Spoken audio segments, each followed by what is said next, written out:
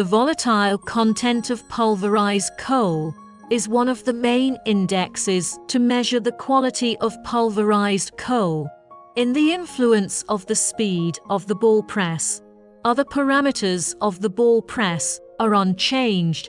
It is possible to increase the output by increasing the speed. The first thing to do is to ensure the material conditions.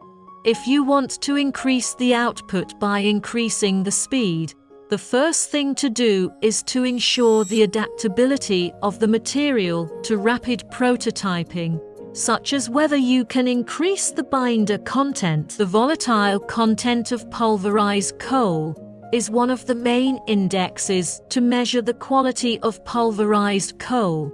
In the influence of the speed of the ball press, other parameters of the ball press are unchanged. It is possible to increase the output by increasing the speed. The first thing to do is to ensure the material conditions. If you want to increase the output by increasing the speed, the first thing to do is to ensure the adaptability of the material to rapid prototyping, such as whether you can increase the binder content.